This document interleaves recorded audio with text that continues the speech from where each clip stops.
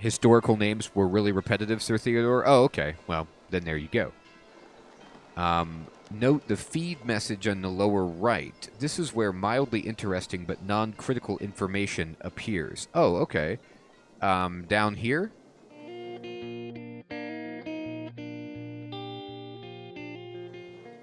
And goes away after a little while when unpaused. Certain opinion modifiers last forever, like family bonds. Others will wane over time, like the fading memory of receiving a monetary gift. Oh, okay, they explain that. That's hilarious.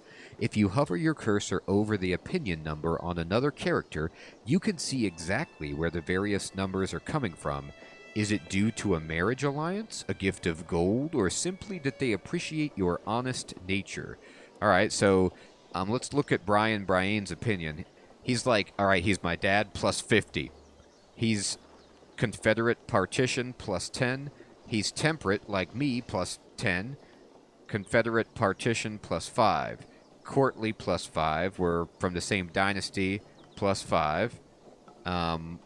Temperate, virtue, and the gift. Now, he doesn't like the personal diplomacy for some reason. Let's figure out what the problem is there. Oh, I don't know why it's not. It's supposed to. Here we go. What is this? Diplomacy. We must have a different lifestyle. He's like, hey, Dad, you're always about the military stuff. All right, I understand. Now let's talk about your dynasty. As the game goes on, unless your character meets with an untimely accident or terrible disease, they will grow old and eventually die. The story doesn't end there. It's only game over if you do not have an heir of your own dynasty. Oh, we got to protect Brian Mack then. We don't want the game to end. My diplomacy stat is low. You mean like right here? Oh, I'm poor. This is why. My heir is like, Dad's not very diplomatic. He makes us fight all the time. As long as as long as your titles have heirs of your dynasty, your legacy will live on. When your current character dies, you simply start playing a new one, the player heir. Depending on the type of succession your realm has, this is likely to be one of your children, perhaps one that you have groomed to rule.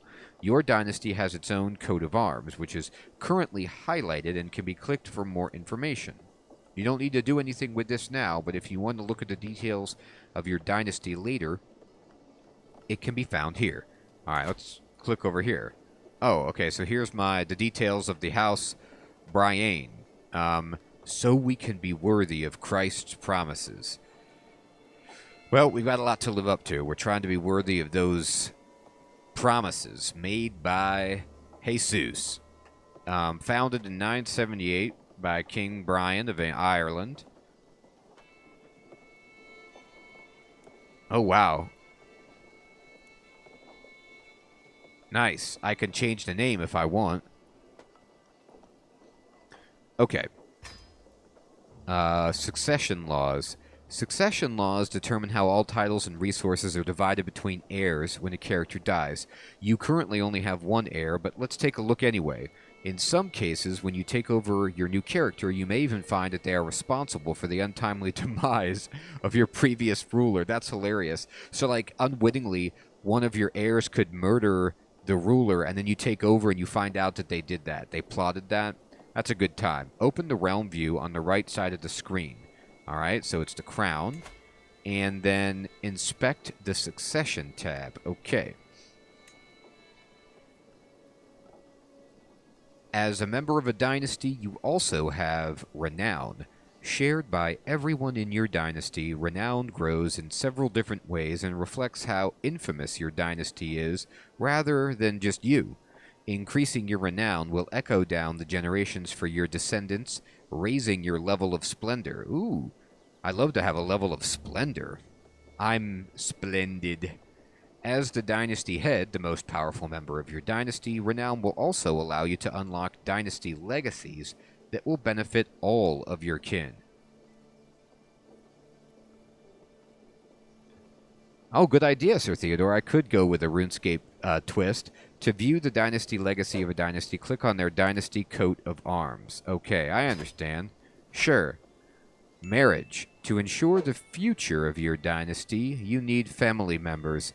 Getting married is a good start, but we cannot promise that you will marry for love. Oh, okay. I like how they promise you. Like, it might be for other reasons. Let's get married. For unmarried characters in your domain, you can set up marriages or betrothals by right-clicking on the character and choosing Find Spouse or Arrange Marriage. The two options behave differently, so let's go through them both. So let's do Find Spouse. Choosing a spouse. Choosing Find Spouse opens a list of potential spouses. They hail from courts all over the world. Oh yeah, you would, Graham. The Kinslayer. Choosing arranged marriage also opens a list of potential spouses, but only with people from the court of the character you clicked. Your own character is visible on the left because this marriage needs your approval. I have to approve of this. Whoever is the liege of the other spouse will appear on the right side, as the union will need their approval as well. Arranged marriage can be useful for matchmaking between your courtiers for setting up specific marriage alliance. For now, Find Spouse is more relevant for our purposes. Okay. There are many factors to consider when choosing a spouse. To help you out, there is a filter function highlighted to pare down the list of candidates. Oh, wow. So I'm on Tinder. Yeah, this is great. This is true in life. There are many factors to consider when choosing a spouse. Write that down. Aspects to consider include potential alliances, skills, personality traits, expected fertility, and more. Some traits are congenital, meaning they might be inherited by your children. Perhaps someone with a trait like that is a good place to start? You can change your selection by clicking the Clear Characters button in between the characters you are setting up to get married. Nothing will happen until you send a proposal. All right, so let's sort. And what do we want to... Oh, my. What do we want to sort by? Let's see. So this is Tegan Harris. She's 32. She's Earl Agar's spy master. She's a fearless empath. She's a Catholic Anglo-Saxon, and she's from House Harris. Okay. I like how this lady has her eyes closed. Like, whoa, was this a camera? Did someone take her picture? And then this is Julienne. She's a resentful paragon. That's not good. And this is Sebdan. She's a courtier. Okay. She likes me. Her opinion is good. Let's try to get somebody, sort by opinion of us. Is that the best we can get? Yeah, she's the best in that respect. Hey, Deadeye, good evening. I know, I gotta do better than that Walmart Wi-Fi indeed. It's the best deal. Alright, so Sebdan is a magnanimous lackey. I mean, who do I want to pick? When you have selected two characters for your marriage, you are presented with the details of the union, along with the additional options, such as having the married be matrilineal. If you're happy with the marriage, go ahead and send an offer. This usually takes a few days, but we'll make it instant for the tutorial. So let's see what happens. Where is she from?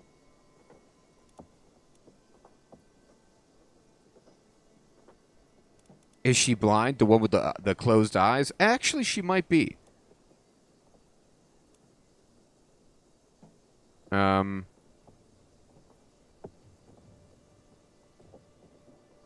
I can select... let's see. Okay, if I put her up here, she will accept. She looks nice.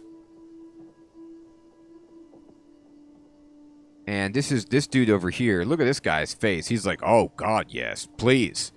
Marry that king. This is Mormaer Dweeb MacGearick of Fife. I'm marrying a Scots. She's a Scot. All right. Chance of children, medium. Wait a minute, medium. Let me try something else. What about you? Medium. Come on, we need a high. We need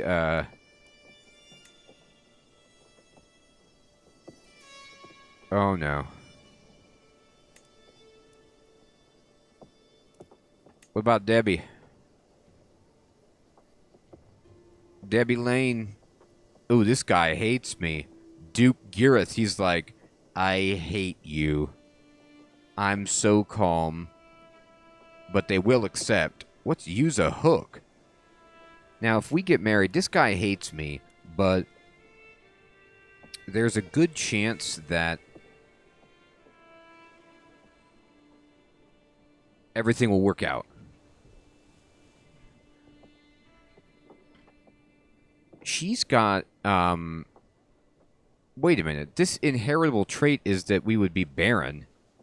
That's terrible. We don't want that. Alright, you're out. We're trying to have children. We don't want the game to end. We want to have heirs. What about Tegan Quick? That's good. She looks cool. Yeah, that's better than nothing, I guess, Sir Theodore. Okay. So this is a matrilineal marriage. No, we're going to go with, let's just send this proposal. To the amicable petty king, Munchad of Munster, I accept your marriage proposal. You will be joined with my acquaintance, Tegan, in holy matrimony. May you find strength and support in your union. Signed, Earl Edgar of Warwickshire. All right, great.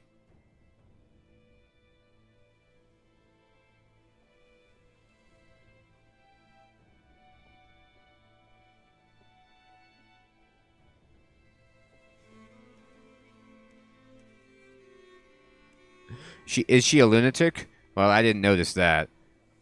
Or was it the other one that was a lunatic? Excellent. May you live long and happily together. You may have noticed the toast message at the top of the screen. Toast messages deliver quick-fire information that's relevant to you or your character. She is. She's a little bit stout, Lance. That's hilarious, Graham.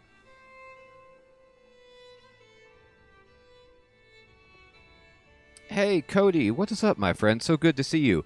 I'm very happy that you like the variety. Yeah, I like to play a lot of different games, and I understand that that could be aggravating for some, but I like to keep it fresh and just see what's out there, try all the different games. Thank you, Cody. I appreciate that, my friend. Thank you for watching. So we dodged a bullet on the insane, sterile wife, and we got this nice... you know, spouse.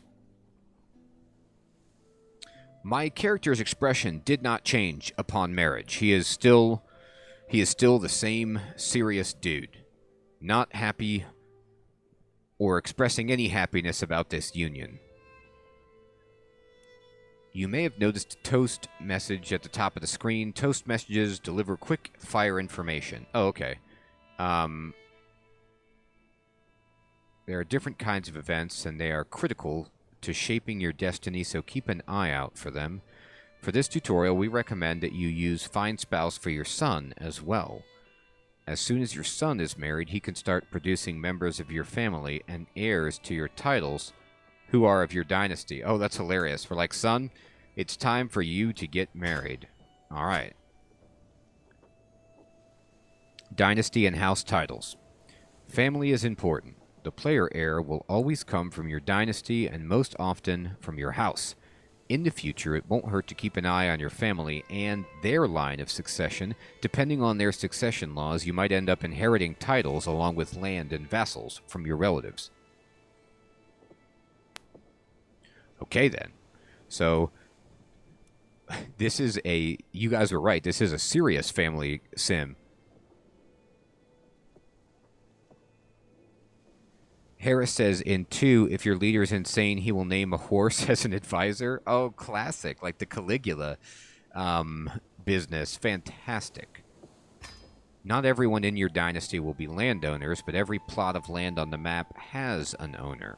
Sometimes that owner is you, sometimes it's one of your vassals, and sometimes it's another realm entirely, many of whom have or are vassals. All right, then. Most titles belong in a pyramid-like hierarchy according to their tier. All right, a barony is ruled by a baron and a baroness. A county is ruled by a count and a countess. A duchy is ruled by a duke or duchess. And a kingdom is ruled by a king or queen. And an empire is ruled by an emperor or empress. Every title is legally part of the title of one tier up the chain. For example, each county is thus part of a duchy. Note, there are many dynamic names for these titles. Your current ruler is in charge of a petty kingdom, which corresponds to the duchy tier. Nice.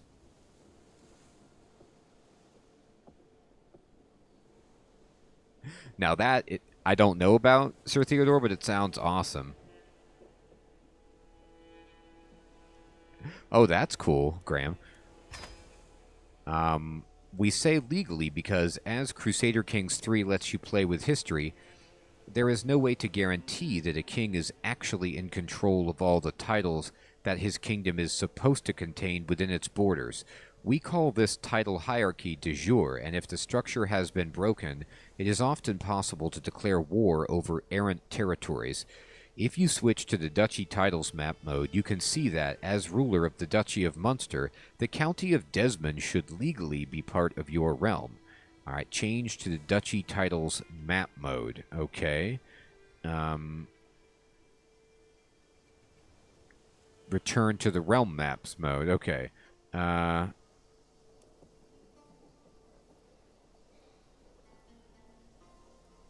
do I do that exactly? Duchy Titles map mode.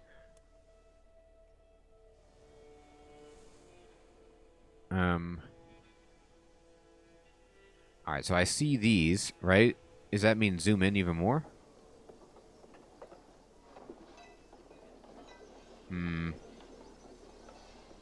Oh, it's down here. Okay, so I click Duchy Titles. So show Duchy Titles and their de jure lands on the map. Okay, so I click on this, and I can see the Duchy Titles. And then I click on this to return to the realm mode. Alright. Yes, Sir Theodore, you were right. You found it. I somehow missed it. Being moronical, as I'm wont to do. Okay. The de jure title of Munster consists of 4 counties. Their names should be visible on the map. Thomond and Ennis held by you, Desmond held by a neighboring ruler, and Ormond held by your vassal. These counties are made up of smaller pieces of land, baronies, the individual holdings of a realm. Holding represents settlements in your land. Okay. So, holdings provide different levels of taxes and levies, as well as buildings that you can construct and upgrade depending on the holding type. We suggest you start by upgrading the bastions and curtain walls. Alright, to continue, click on your capital holding, select bastions and curtain walls among its buildings, and upgrade the structure. Okay, so I click on the capital holding here, and then select bastions and curtain walls among its buildings.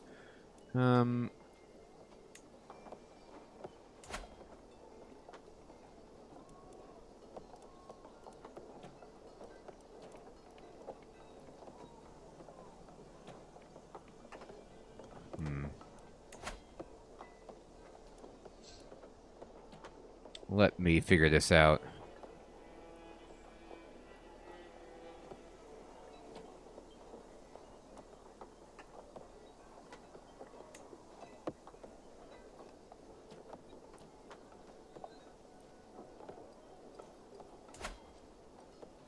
Oh, it's down here. Okay. So, this is Innis, and I want to select, construct a new building? No, I want to go here, actually. Here we go, it's down here. Lookout towers, hide tents, bastions, and curtain walls. Here it is.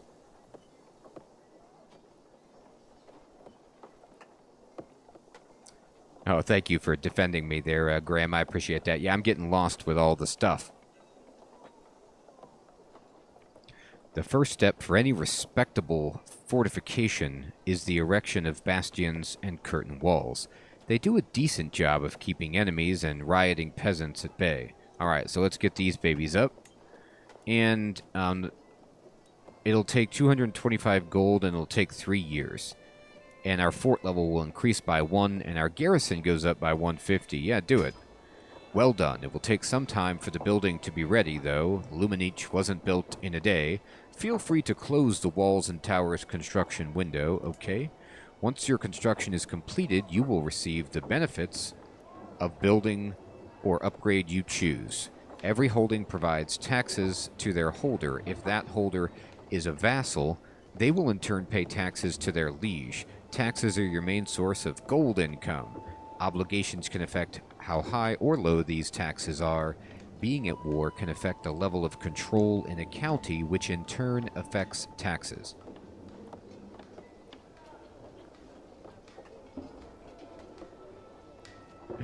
Oh, great.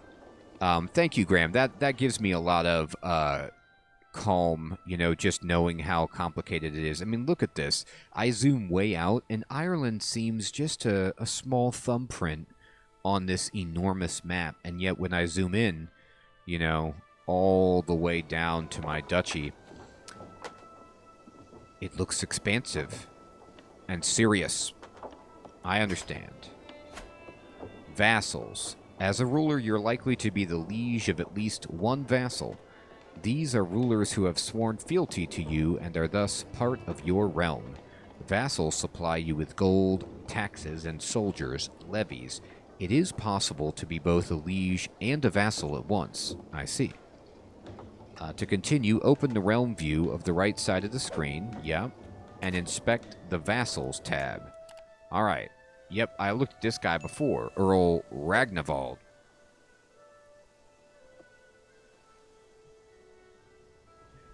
Oh, that makes sense, Graham. I do love my newbie island tutorial areas. Here's a list of your current vassals, along with some additional information about them. At the top of the list is the ruler of Ormond, whose land you can see on the map. This is an earldom, a county tier title inside your realm. Come here for an overview of things, such as your vassal's current opinion of you, whether they are considered a powerful vassal or not, and the levels of taxes and levies they are currently providing you with. I see.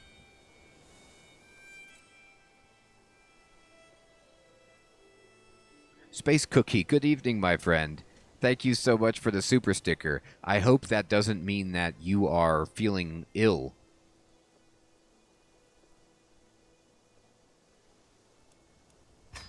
It's worthwhile keeping your vassals happy. This keeps them out of schemes and factions against you, indeed. No matter how mighty a ruler or character is, if your realm unites against you, either to depose you or through war, or just to murder you while you sleep, your reign is bound to be cut short. Thank you again, Space Cookie. Good to see you, my friend. Some of your vassals might serve on your council, making their opinion extra important, as they will be trusted with counselor tasks. All right.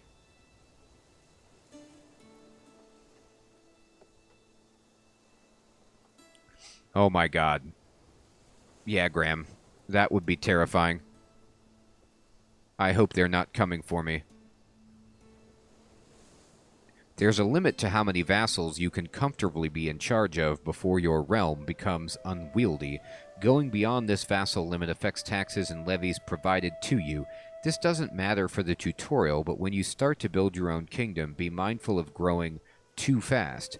If you end up exceeding your vassal limit, you can grant low-tiered titles to your vassals. Sometimes, you can even create new high-tier titles to consolidate your power in a region and strengthen your hold over the lower titles de jure subservient to your new title.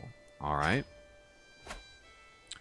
Your realm is the complete body of land and titles that you control, including the areas held by your vassals.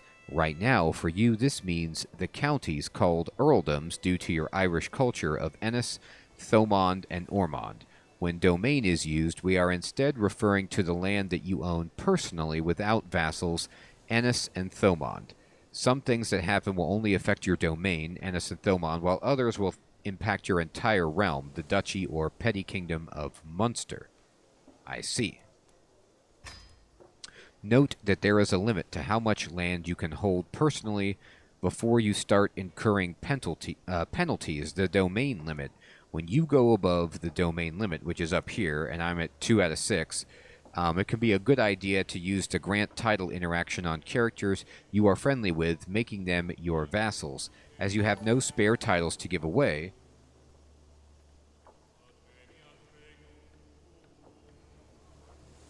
Space Cookie, thank you again for the super sticker for another one. Have you played this game, Space Cookie? I think you would maybe like it if, considering some of the games you enjoy. The story might be fun.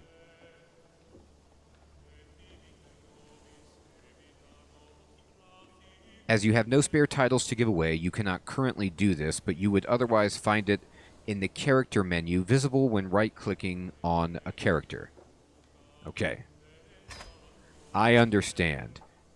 Managing a realm is a lot of work. As a ruler, you have the help of your council. These can be either vassals or members of your court, and they act as your trusted advisors.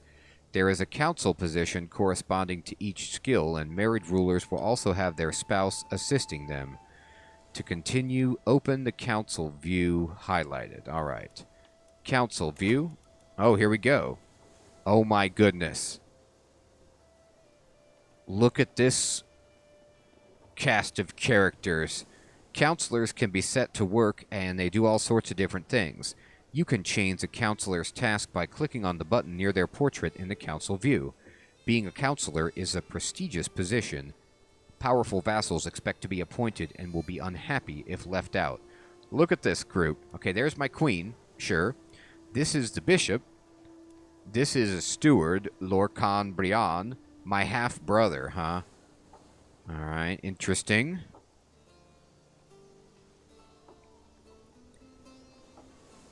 And this is my chancellor, my cousin. This dude is my marshal.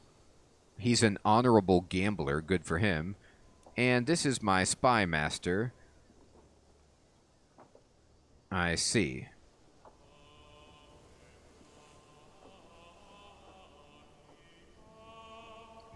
Okay, Space Cookie, awesome. I'm trying to learn it too, my friend. Schemes are long-term goals aimed at another character. They can have hostile goals like trying to murder or abduct your target, or be more wholesome, such as the befriend scheme. To continue, open the intrigue view highlighted. Okay. Intrigue. And schemes. Okay. It is open by default. I have no hostile schemes going on. I have no personal schemes in progress, and I've discovered no schemes yet. A good time to use a scheme might be when you find the line of succession to not be as clear-cut and favorable as you'd like.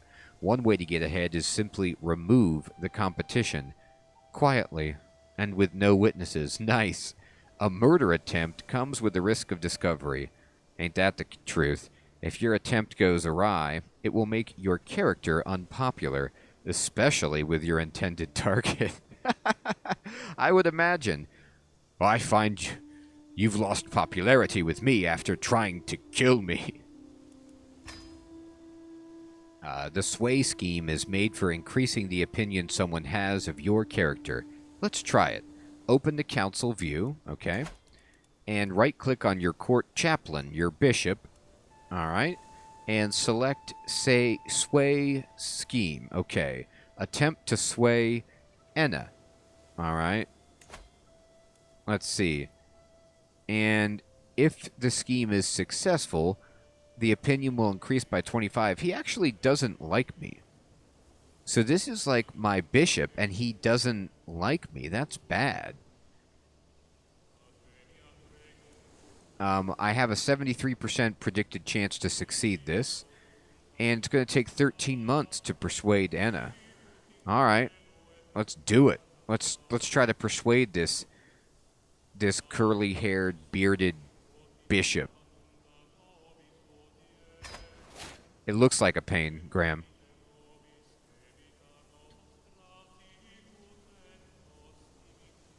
Excellent.